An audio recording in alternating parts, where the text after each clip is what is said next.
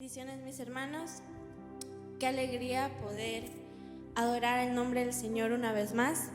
Así que en este día yo le invito a que donde sea que usted esté pueda levantar sus manos y confesar conmigo: Señor, creemos en ti, creemos en tu palabra y sabemos que todas las cosas en tu nombre son posibles. Amén. Y lo declaramos hoy.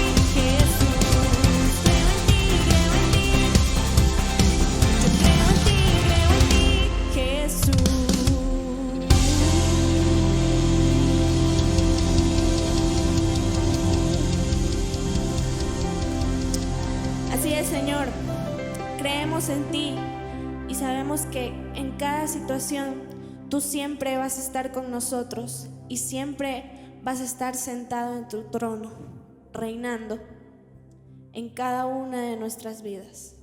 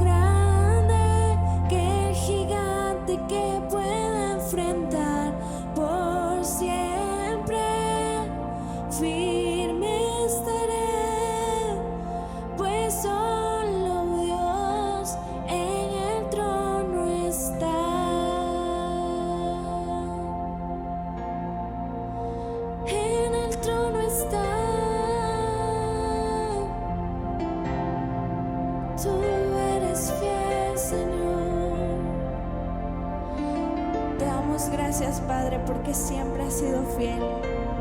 Aunque no podamos ver tu mano, sabemos que tú estás ahí, Señor. Gracias por este momento de adoración. Te pedimos que sigas bendiciendo nuestras vidas. Amén y amén.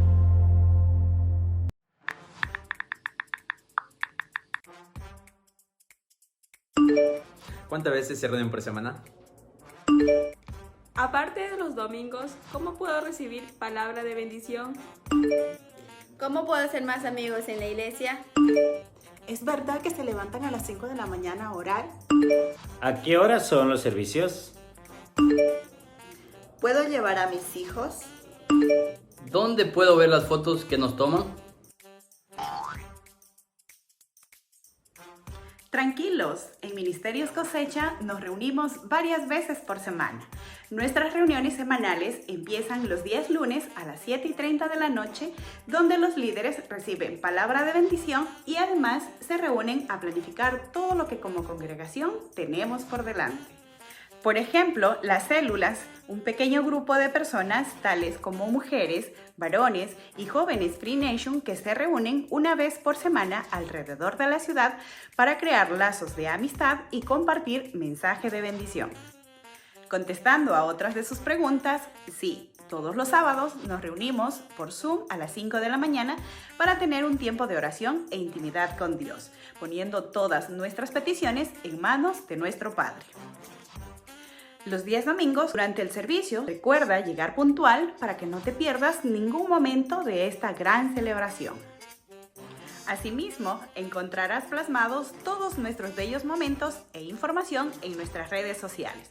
Síguenos en Facebook e Instagram como Ministerios Cosecha SE.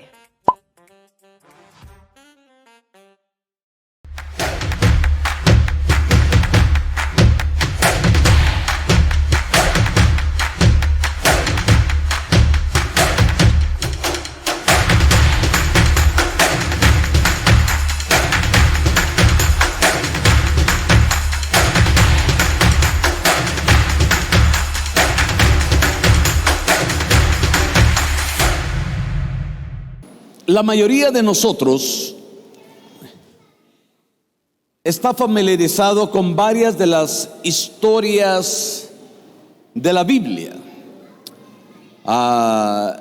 Ya sea que las hemos leído, las hemos escuchado o las hemos visto en las pantallas, porque ya sea Hollywood o cualquier otra de las productoras nos muestran y tratan de darnos una imagen de lo que la Biblia narra y enseña.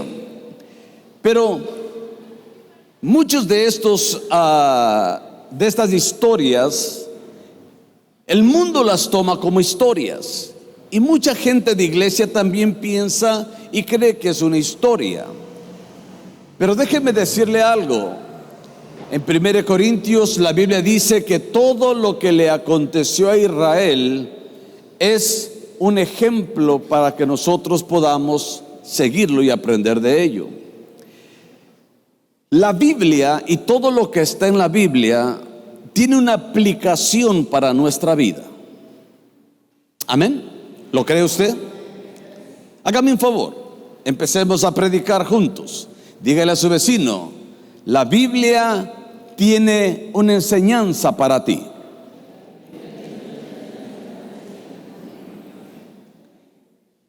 Hoy vamos a ver uno de los eventos asombrosos conocidos por nosotros, ¿verdad? Pero ¿cómo es posible que eventos y situaciones que sucedieron miles de años atrás puedan ser útiles en el siglo XXI, en este tiempo? ¿Cómo puede ser eso? Sencillamente la Biblia, o nada de lo que esté en la Biblia, es irrelevante, innecesario. Todo lo que está en la Biblia, en la palabra de Dios, es útil. La Biblia, Timoteo dice que, Pablo a Timoteo le dice que la Biblia es útil, ¿verdad? Y para enseñar, a los hebreos, útil para enseñar, para redarguir, para corregir, para que nosotros podamos entendernos a nosotros mismos y entender lo que sucede en el mundo. Aunque las civilizaciones, las culturas hayan cambiado y sigan cambiando con frecuencia, las situaciones que vivimos hoy aquí en el país, y pareciera ser que no tiene solución, déjeme decirle, hay solución. Va a cambiar la historia. Ya sea porque el Señor venga por su iglesia y nos vayamos con Él, va a cambiar, o ya sea porque Dios siempre interviene. Tienen sus ciclos, tienen sus tiempos. Aún la maldad, cuando nosotros miramos en la historia de la humanidad, la maldad de ciertas personas, ciertos imperios, ciertos reinos, ciertas civilizaciones, duraron por un tiempo y se terminaron. Así que lo que sea que vivamos hoy en nuestro país va a llegar a su fin. Llega a su fin. Esperemos que sea pronto y que la paz vuelva a nuestro país.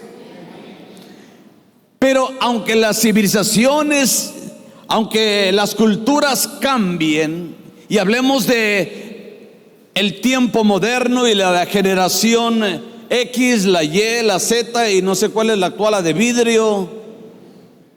¿Cuál es?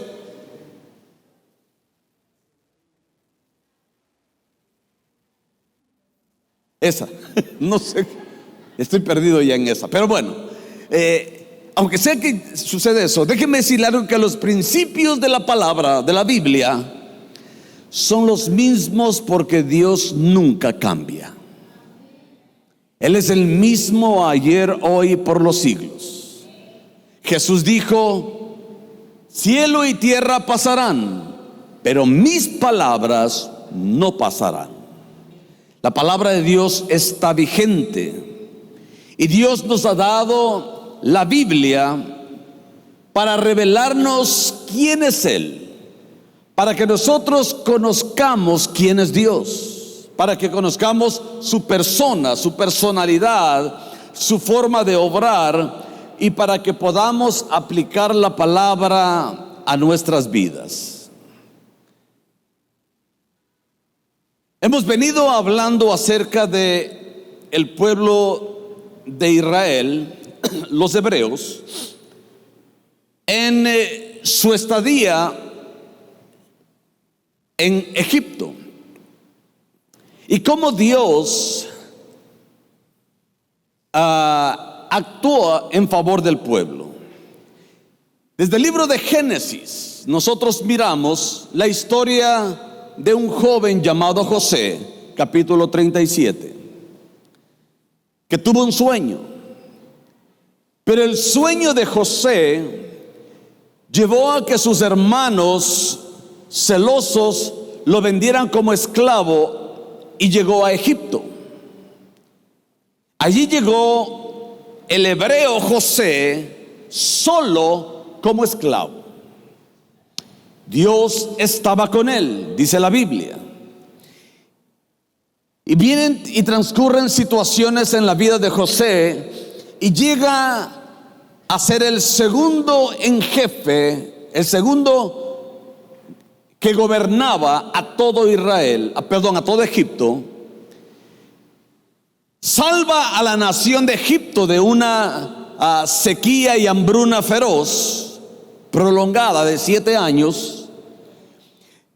Hace que su familia, en gratitud a lo que José había hecho a favor de Egipto, el faraón invita a la familia de José, al padre, hermanos y todos de José, 70 personas, los invita y los ubica en la mejor tierra de Egipto.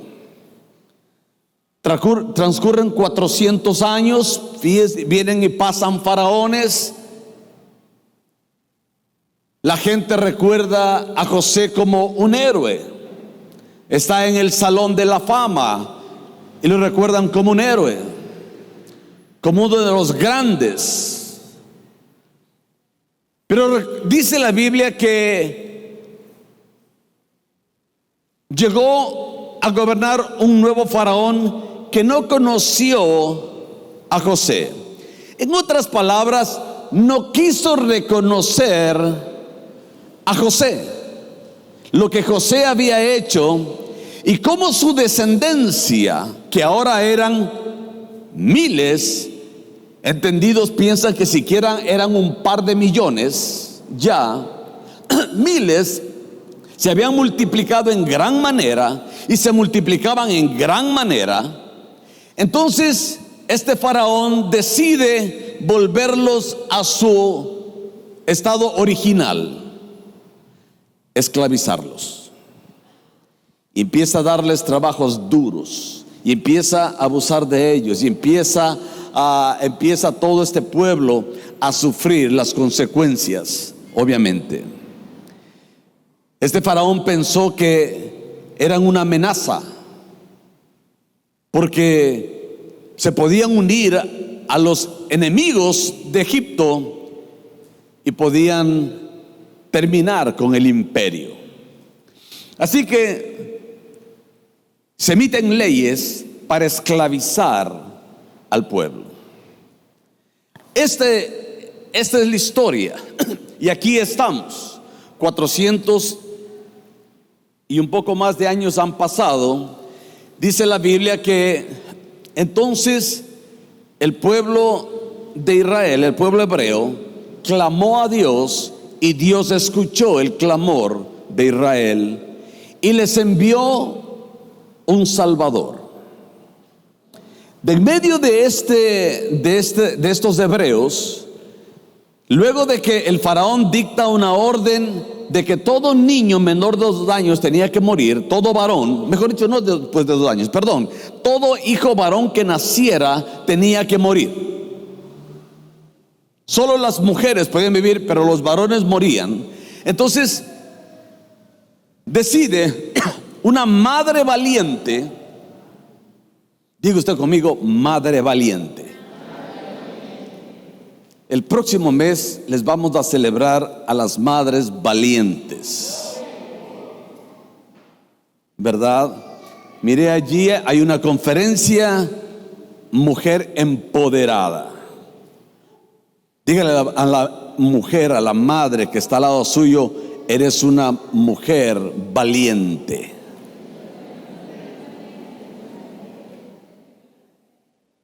Una madre valiente decide no hacer caso, no permitir que su hijo muera. Entonces lo tienen y lo esconden por 3 meses, pero no había cómo seguir adelante con eso. Así es que no sé de quién fue la idea. No sé si Dios intervino, pues cuando mira uno la historia dice Dios intervino en esto y les dio tremenda idea. Así que recuerdes esto de aquí. Algunas de esas ideas que parecen locas que le vienen a la mente pueden venir de parte de Dios. ¿Ok? Y lo pusieron en una canasta y lo dejaron que vaya flotando en el río Nilo, que estaba infestado de cocodrilos, que vaya allí como dice el dicho, a la buena de Dios. Resulta que coincidentemente, en Dios no hay coincidencias, hermano. Lo que usted vive no es ninguna coincidencia. No existe ni la suerte ni la mala suerte. No existe el chiripazo. Existe la voluntad de Dios. Amén. Y ya vamos a ver cómo aún Dios permite circunstancias adversas, críticas, severas, porque tiene Dios un plan para mostrar su gloria y su poder. Y de eso es este mensaje. Entonces, coincidentemente digo, la hija de Faraón se estaba bañando a las orillas del río cuando sus sus siervas, las esclavas que estaban con ella, miran que se acerca esta canasta, se acercan a ver, y era un hermoso bebé hebreo allí que estaba flotando en el agua. Inmediatamente me imagino que esta mujer no podía tener hijos, no tenía hijos, se enamora de este bebé y lo adopta como hijo suyo y lo lleva al palacio y lo cría como un hijo suyo en el palacio, dentro de la familia del faraón. Moisés, hasta el nombre le puso ella, Moisés, porque dice la Biblia que fue rescatado del río, de las aguas. Y Moisés entonces es el que va creciendo sabiendo de dónde viene, porque apareció la hermana y la mamá lo crió hasta la edad que tenía que ir a la escuela y le enseñó todas las cosas. Entonces un día, ya grande él, miró como un egipcio maltrataba a un hebreo y salió en defensa de su compatriota, de su hermano hebreo, matando al egipcio, pero eso hizo que tuviese que huir de Egipto y se fue al desierto, a la tierra de Madián, y allá vivió por 40 años refugiado, escondido, fugitivo, huyendo, porque el faraón lo quería matar. Ese faraón ya falleció y el hijo y el otro faraón empezó a vivir. Me imagino que era con el que jugaba a los carritos, a los caballitos o lo que sea. Y este otro faraón pues vino ahí. Cuando Dios se le aparece en el desierto en una zarza y le habla a Moisés y le dice: quiero que regreses para que termines lo que empezaste hace 40 años, la liberación de mi pueblo, pero va a ser a mi manera y no a tu manera. Permítame decirle algo: lo que funciona siempre es la manera de Dios, no nuestra manera. Nuestra manera siempre nos llevará al fracaso. La manera de Dios te llevará a la victoria, al éxito.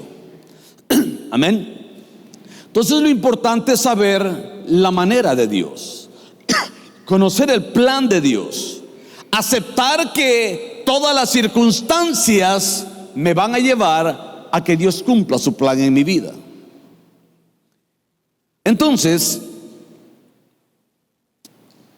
Moisés va y todo se cumple como Dios había dicho, pero Moisés obedece a Dios en todo. La clave de la historia está en la obediencia. Hoy queremos nosotros ver cómo salir avantes, cómo salir adelante de una situación que nos está asfixiando. Cuando estamos en situaciones que no soportamos más, que no podemos más, cuando pareciera ser que no hay escapatoria, que no hay salida. ¿Alguna vez alguien ha vivido así o está viviendo así? Yo creo que pueda que estemos en ese momento, más de uno de los que están aquí. Entonces resulta que se endurece el corazón de este faraón y no le acepta el pedido de que deje ir y que libere al pueblo de Dios. 10 plagas, o con 10 plagas Dios azota a Egipto, y en la 10ª plaga mueren los primogénitos de todo Egipto, incluyendo el primogénito, el hijo del faraón. Y esto llega al punto en que el faraón dice: está bien, váyanse, se acabó, no quiero lidiar más con ustedes, váyanse. El país estaba destrozado económicamente, los cultivos, el ganado, las enfermedades, las plagas habían destrozado la nación y ahora los primogénitos habían muerto. Entonces, váyanse. Pero, escuche esto, pero Dios no había terminado todavía, porque el faraón lo estaba mandando estaba liberando al pueblo, pero todavía no reconocía que Jehová es el único Dios verdadero. Y lo que Dios quiso desde el principio es de que el faraón y Egipto reconocieran que Jehová es el único Dios verdadero. Y no lo había hecho. Tenía que mostrarles que Él es quien dice que es, el gran yo soy. Entonces, una vez que salen y ya van a la liberación, a la libertad, el faraón recapacita y dice: ¿qué hemos hecho? Y llama a sus generales: ¿qué hemos hecho? Y todos se pueden decir: no podemos dejarlos ir. La mano de obra, la fuerza trabajadora se nos está yendo. ¿Cómo vamos a salir adelante nosotros? ¿Cómo vamos a terminar las obras que tenemos? Y empiezan a hablar ya de una situación política, social y económica a nivel nación. Y dicen: tenemos que ir por ellos. Entonces el faraón y su ejército, dice que iban 600 carros de guerra. En otras palabras, si nosotros le traemos a nuestro tiempo 600 tanques de guerra, iban y se enfilaron para ir a traer de regreso al pueblo hebreo. Israel había salido y resulta que Dios ya le da todos los acontecimientos ahí en Éxodo capítulo 14. Usted puede leer, todo esto está en Éxodo 14. Entonces Dios ya le dice todo lo que tiene que hacer a Moisés, y llegan a un lugar que se llama Pihahirot, delante de Baal Zephón, así se llama, un poquito egipcio. Entonces llegan allí y resulta que acampan en ese lugar, esperando la señal. ¿Y ahora a dónde vamos? Ahora, usted solamente imagínese. Lo primero, o sea, todo lo que va pasando el pueblo de Israel, en la incredulidad y todo cómo se le va dando, que hemos hablado en las semanas anteriores, hasta que después de este milagro, después de la Pascua, recuérdese el cordero pascual, la sangre en las puertas del ángel de Jehová, la muerte de los primogénitos, salen a la libertad, salen. Y la pregunta es: ¿y a dónde vamos? ¿Y a dónde vamos? Y recorren el camino. No sé qué tiempo pasó entre lo que ellos salieron y llegaron a las orillas del Mar Rojo, pero en ese lugar acamparon.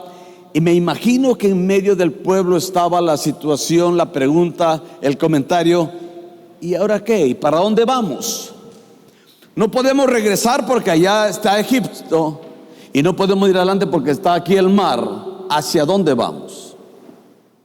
De pronto empiezan a escuchar retumbar, y alguien dice: el ejército egipcio viene. Recuérdese que había una nube que los protegía del sol y los guiaba en el día, y una columna de fuego en la noche. Si era de noche, la columna de fuego les ayudaba a mirar a la distancia, y durante el día miraban el polvo que se levantaba, lo que los caballos hacían y el ruido, y ellos miraban cómo se iba acercando este ejército, y empezaron a entrar en pánico. ¿Y ahora qué? Y empezaron a murmurar, empezaron a reclamar, empezaron a protestar, diciéndole a Moisés: ¿por qué nos sacaste de Egipto? Bien estábamos en Egipto, vamos a morir aquí en el desierto. La situación era extrema, no sabían qué hacer. Y de pronto Moisés también empieza a entrar en pánico y se arrodilla o quiere arrodillarse para orar, y Dios lo detiene y le dice: ¿qué haces? ¿Por qué te arrodillas? Pues a orar, Señor. ¿Y ahora qué hago? Y le dice: usa lo que tienes. Dígale a su vecino: usa lo que tienes. Lo que tú tienes es suficiente para lograr el propósito de Dios.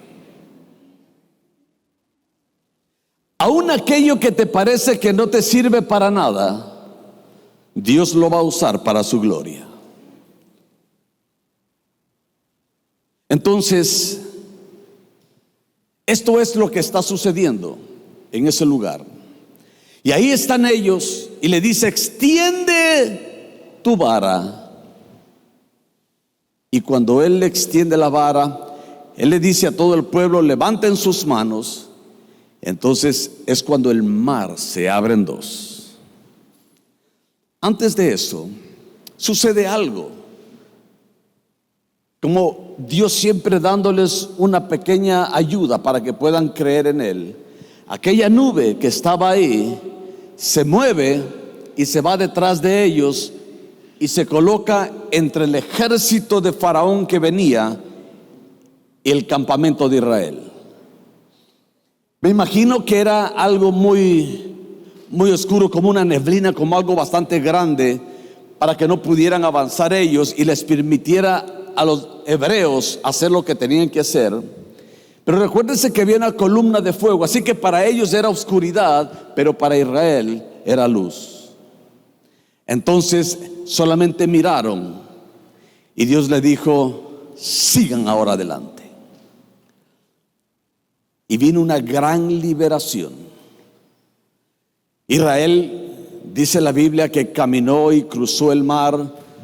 Y después de que todos habían cruzado, todo eso está en Éxodo capítulo 14, lo que estoy hablando. Moisés mira de lejos y Dios le dice: ahora extiende tu vara de nuevo. Y el mar regresó, porque antes de eso la nube se había vuelto a levantar y había cruzado con Israel. Entonces ejército del faraón y los egipcios avanzaron y les empezaron a seguir, y sus caballos iban delante, ¿verdad? Y pareciera que ya los alcanzaban y llegaban a la otra orilla para tomarlos de regreso, cuando estas columnas de agua que estaban a la derecha y a la izquierda se volvieron a unir y todo ese ejército pereció. Así fue liberado, porque el plan y el propósito de Dios, dice la Biblia, era que Faraón reconociera que Jehová es el único Dios verdadero. Amén.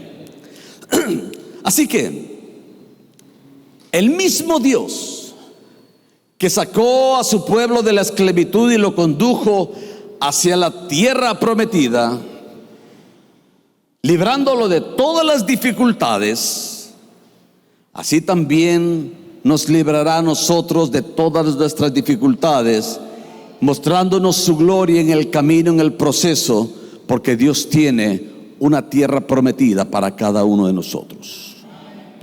Amén. Yo quiero hablarle de 5 principios que nosotros vamos a aprender con este gran escape de los israelitas de Egipto. Número 1, lo primero: Dios siempre sabe lo que es mejor y lo que nos conviene. Dios siempre sabe lo que te conviene.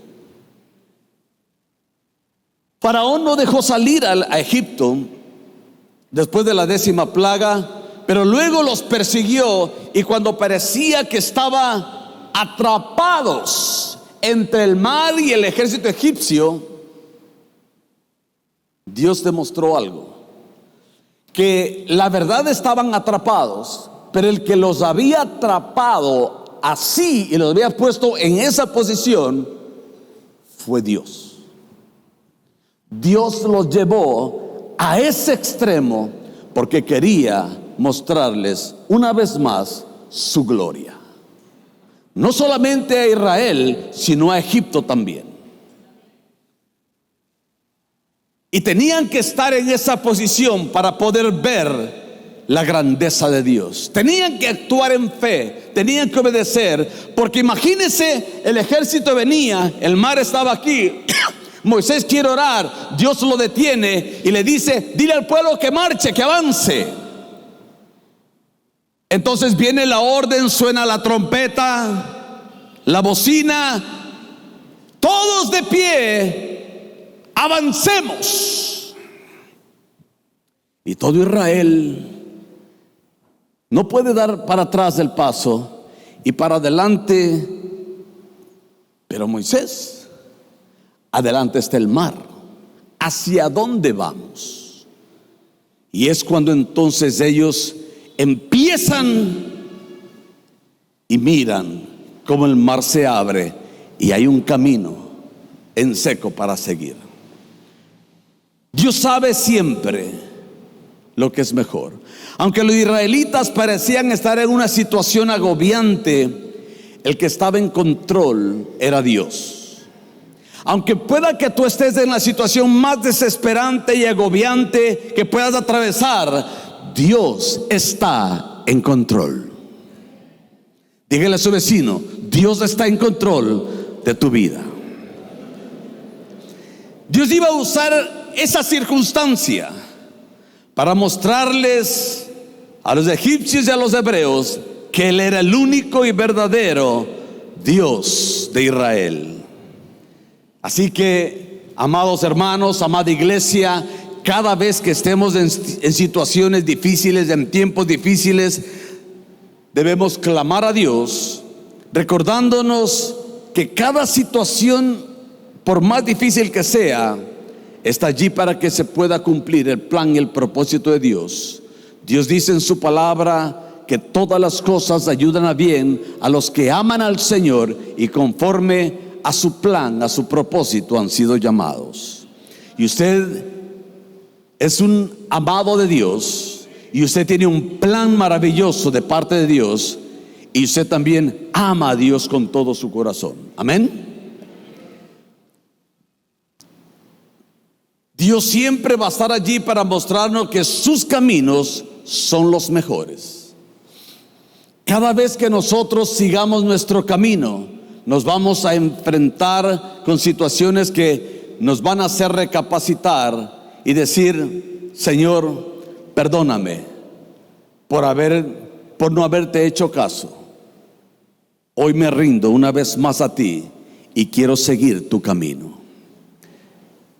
Proverbios capítulo 3 dice: confía en Jehová de todo tu corazón, ¿verdad? No te apoyes en tu propia prudencia, porque el Señor te va a ayudar a entender tu camino y va a ayudarte a enderezar ese camino para que llegues al propósito de Dios. Número 2, Dios es fiel para sustentar a su pueblo de todo tipo de necesidad. Mientras los israelitas vivieron en Egipto, fueron abusados, aprovechados, explotados, así que no pudieron tener bienes personales porque solamente tenían que trabajar y producir para los egipcios. Sin embargo, Dios usó esas 10 plagas para que los egipcios desearan que se vayan. Así que cuando los hebreos, los israelitas, les pidieron a ellos oro, plata, joyas preciosas, etcétera, ropa y todo lo más, los egipcios gustosos le dieron todo con tal de que se fueran. Así dice la Biblia: Israel despojó a los egipcios de sus riquezas. Dios va a mover de alguna manera circunstancias para que todas tus necesidades sean cubiertas y se cumpla la palabra de que mi Dios pues suplirá conforme a sus riquezas en gloria todas mis necesidades. ¿Lo crees?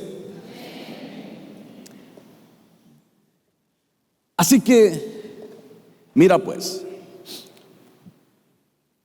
el pensamiento de muchas personas es de que tal cosa, ya sea un paseo, ya sea un bien, ya sea un carro, ya sea una casa, ya sea una ropa, ya sea un celular, ya sea un televisor, ya sea lo que sea, eso no es para mí, porque yo soy pobre.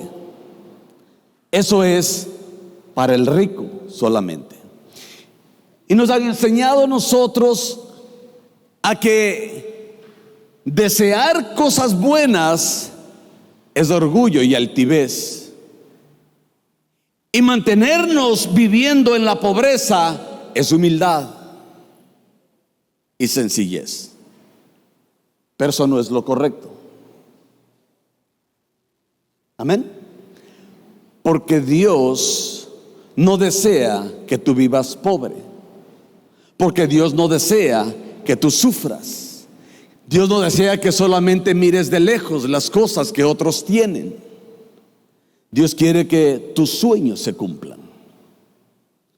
Dios desea que tú prosperes, que tú crezcas, que tu familia conozca lo que tal vez tú no conociste. Dios desea que tú te vayas de vacaciones. Dios desea que te compres tu casa, que tengas tu vehículo, tu carro, tu transporte. Dios desea que tengas ese televisor de 100 pulgadas para ver la copa de no sé qué. ¿Por qué le vas a llamar al televisor de este tamaño, no sé qué tamaño tendrá, le vas a llamar una vanidad? Porque otros dicen que es una vanidad. ¿Me doy a entender? Muchas cosas no tenemos porque pensamos que eso no es para nosotros. Y muchas cosas la gente las tiene haciendo algo indebido porque piensan que es la única manera de llegar a obtenerlo. Se quieren adelantar al proceso de Dios. Pero el Señor dice que mi Dios suplirá todas mis necesidades conforme a sus riquezas en gloria. Y ahí es lo que le quiero decir, estoy aquí. Esta ola de calor que vivimos, usted la podría remediar, por lo menos en la noche cuando duerme, si tuviera aire acondicionado en su dormitorio. Pero ¿por qué no lo tiene? Eso digo, muchas veces uno piensa, es que eso no es para mí, cuesta mucho dinero, y luego tengo que pagar la luz, y tengo que pagar esto y lo otro. En alguna vez le escuché yo a mi pastor decir, y desde allí aprendí esto: si el Señor te da para un carro, te va a dar para la gasolina del carro también, y para el mantenimiento del carro también. Amén. Si quieres andar en autobús porque es más barato, pues Dios te va a dar para el autobús. Pero si tú quieres andar en taxi porque es más seguro, más rápido, lo que tú quieras, Dios te va a dar para el taxi. Si quieres andar en motocicleta, Dios te va a dar en motocicleta. O bicicleta primero, si eres motocicleta después. Y si tú quieres ir en carro, te va a dar para el carro. ¿Me doy a entender o no? No condiciones a Dios, porque tu Dios no es pequeño. Sueñen grande, porque Dios es un Dios grande. Amén. Él es fiel para sustentar a su pueblo. Número 3, Dios siempre está presente para guiar a su pueblo. En otras palabras, cuando Dios te llama a hacer algo, Dios va contigo. Mateo 28 les dice a sus discípulos: vayan a todas las naciones, hagan discípulos, bautizándolos, enseñándoles. Yo estoy con ustedes todos los días.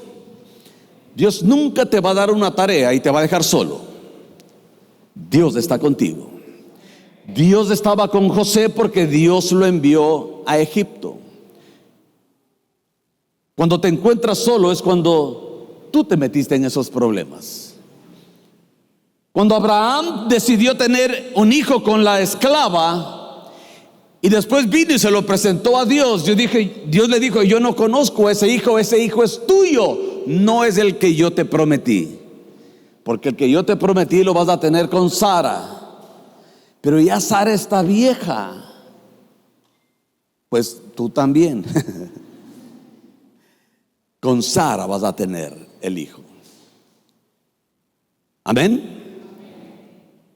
Nosotros podemos lograr Ismaeles en la vida, pero los Isaac solamente vienen de parte de Dios. Isaac es la promesa. Así que, aunque los israelitas estaban atrapados delante del mar, con el ejército y el mar allí, entonces Dios tenía una meta, un propósito. Su plan era llegar del otro lado, y Dios iba a hacer lo inimaginable para que lleguen del otro lado. Cuando Jesús y los discípulos cruzaban el mar de Galilea y se desató tal tempestad que los discípulos pensaban que iban a morir, Jesús estaba durmiendo, y cuando lo despertaron les dijo: ¿pero por qué el alboroto? Mandó a callar al viento y les dijo: hombres de poca fe, ¿por qué dudaron? Yo les dije: vamos del otro lado. Y cuando Jesús dice vamos a ir del otro lado, no hay tormenta, no hay adversidad que pueda impedir que lleguemos del otro lado. Amén. Las promesas de Dios son siempre amén para nuestra vida. La única manera que ellos podían salir y escapar de esa situación en la que estaban era si Dios intervenía. Y hay situaciones en la vida que nosotros vamos a quedar en las mismas situaciones. Decimos: Señor, si tú no intervienes, no hay salida. Y es cuando Dios interviene. El razonamiento humano no puede con la omnisciencia de Dios, porque Dios conoce el principio y el fin. Nosotros no conocemos, podemos especular, pero no conocemos a cabalidad el día de mañana. Dios es el mismo ayer, hoy y por siempre. Así que en el futuro Dios ya está presente. Amén. Dios ya conoce. Así que, ¿qué tenemos que hacer? Confiar y obedecer a Dios. Cuando Dios nos manda algo, tenemos que obedecerle a Él en todo lo que Él nos mande. El hecho que nosotros no conozcamos los detalles no es una excusa válida para que nosotros dudemos o le desobedezcamos. No tienes que saber ni conocer. Dios no tiene que explicarte, no tiene que decirte el porqué de las cosas. Tú solamente tienes que obedecer. Eso se llama fe. Fe es la certeza en lo que Dios ha prometido, en lo que vendrá y en lo que sucederá. Es la convicción de lo que todavía no miro, pero Dios dice: allí está. Entonces yo creo en la palabra de Dios. Amén. Déjame decirte algo más. En la vida, nosotros permitimos que personas, situaciones, instituciones gobiernen nuestra vida. Aún el pasado, los muertos pueden controlar nuestra vida. Cuando alguien nos lastimó y mantenemos una herida, una amargura, un resentimiento, estamos permitiendo que el que nos hizo daño, puede que sea cuando fuimos niños o años atrás, siga teniendo control de nuestra vida. No podemos liberarnos de ello hasta que perdonemos. Y cuando perdonamos, somos libres de tomar las decisiones que tú quieres. Amén. Y yo en esta mañana te digo: al único que tenemos que agradar en la vida es a Dios, no a ninguna otra persona más. No vivas para agradar a tus padres, no vivas para agradar a tus hijos, no vivas para agradar a tus jefes, no vivas para agradar a tus líderes, a tus pastores, a no sé a quién más, ¿verdad? Vive para agradar a Dios. Amén. Que Él sea tu pastor. Con eso no digo que puedes hacer lo que tú quieras y no someterte a las autoridades, por si acaso, no estoy hablando eso. Te estoy diciendo que no dejes que nadie manipule tu vida. A las mujeres les digo esto: no necesitas de un hombre para ser feliz. A los hombres les digo esto: no necesitas de una mujer para ser feliz. Amén. Padres, sus hijos no los necesitan ustedes para ser feliz. No los manipulen. Críenlos en la gracia del Señor. Hijos, honra a tu padre y a tu madre para que te vaya bien en la vida y para que tengas larga vida. ¿Quién no quiere tener larga vida? ¿Quién no quiere que le vaya bien en la vida? La clave: honra a tu padre y a tu madre. Amén. Cuarto, con todo esto que le hablo, nos lleva a entender esto: el mandato más sencillo de Dios puede traer consecuencias sorprendentes y poderosas cuando nosotros le obedecemos. Tal vez lo que Dios nos está pidiendo es muy sencillo. Obedécele a tu papá. Obedece a tu papá. Obedece a tu mamá. Y parece que es una canción de niño, pero también es para nosotros. Tal vez nuestros padres ya no están en la tierra, pero todavía podemos honrar a nuestros padres. Tal vez nuestros padres no se merecen porque fueron malos, pero podemos honrar a nuestro Padre Celestial. ¿Me doy a entender? Si quieres que te vaya bien, tienes que hacerle caso a Dios. La Biblia dice: todo lo que el hombre siembra cosecha. Obedezcamos en lo más sencillo, en lo más fácil. Obedezcamos en las cosas simples.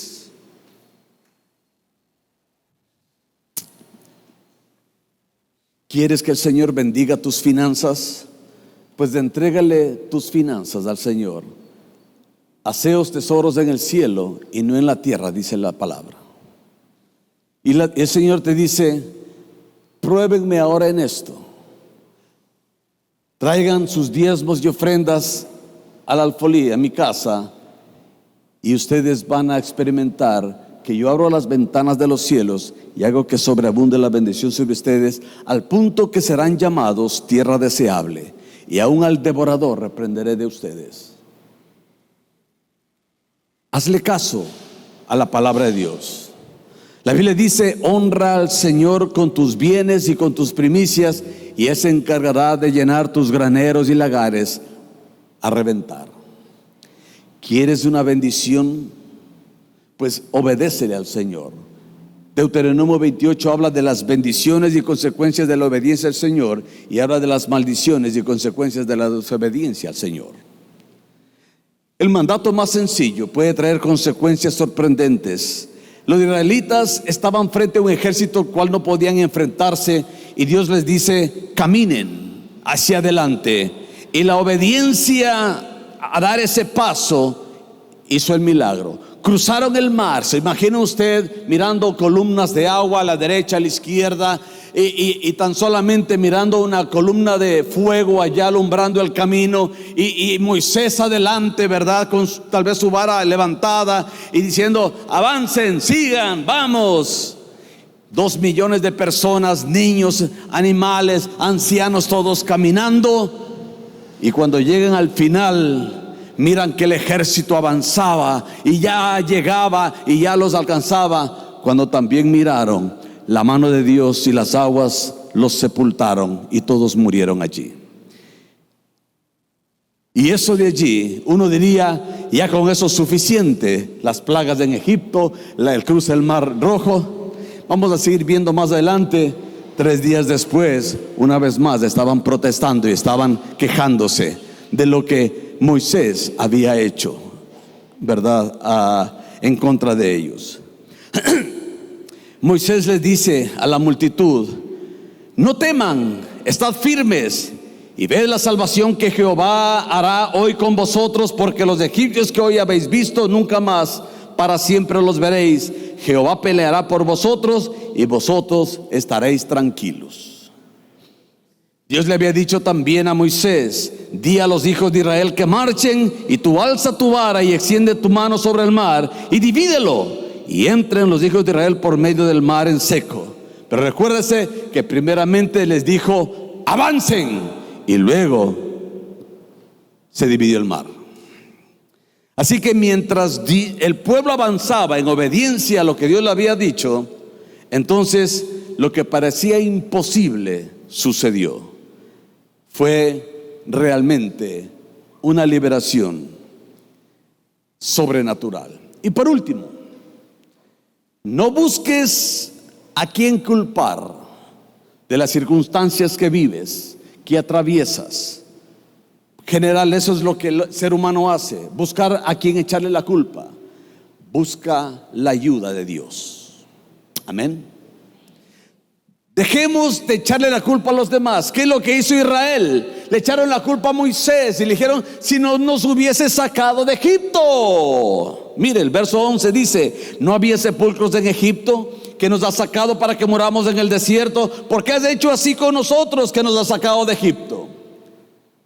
Muchas de las veces echamos la culpa a los seres queridos, a los esposos, a las esposas, a los hijos, a los padres, al pastor, a la iglesia, al gobierno, a los ricos. Echamos la culpa a cualquiera y no asumimos nuestra responsabilidad.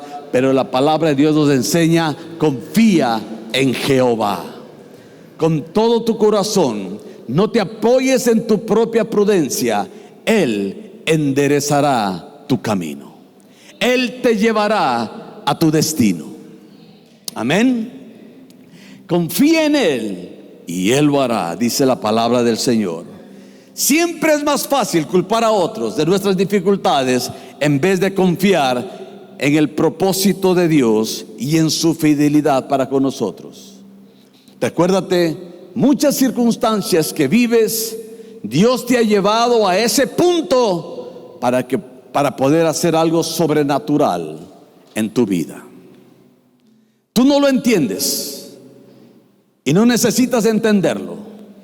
Tal vez algún día lo entendamos cuando estemos con el Señor. No lo sé. Tal vez ya no necesitamos de entender las cosas que vivimos en la tierra cuando estemos con Él. Y digamos: ya para qué, Señor, ya estoy aquí contigo. Así que no se trata de entender, se trata de creer y de actuar conforme a mi fe. Termino con este verso de Isaías 41, porque dice el profeta: no temas, porque yo estoy contigo, dice el Señor.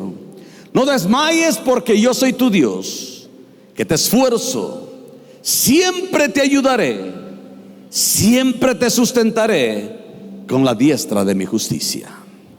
Amén y amén. Pongámonos de pie y hagamos una oración.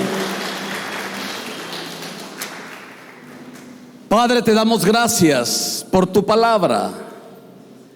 Y gracias porque tú siempre nos ayudas a salir aún de las situaciones más difíciles y complicadas, sin que entendamos, sin comprender, sencillamente porque tú tienes un plan para nuestra vida, porque somos tus hijos amados, porque tú actúas a nuestro favor. Toma nuestra vida. Y yo te invito para que le entregues tu situación al Señor. Si has venido culpándole a alguien, si has venido protestando, si has venido criticando, murmurando, si has venido enojándote con Dios, en este momento te invito: preséntale cualquier situación al Señor y dile: Señor, ahora creo que tú estás en control de todas las cosas, que tú estás conmigo, que tú sabes qué es lo mejor y qué es lo que me conviene. Ahora entiendo que tú eres quien me sustentas y que me ayudas en todas mis necesidades. Ahora estoy seguro que estás conmigo y me guías en mi camino. Creo, Señor, que sencillamente al obedecerte, Tú vas a hacer cosas maravillosas a mi alrededor. Y en lugar de buscar culpables, quiero poner mi confianza en ti y decirte: Señor, tú eres mi Dios, tú eres mi Padre, en ti confía mi alma. A ti, Señor, te entrego mi vida, en el nombre de Jesús. Amén y amén.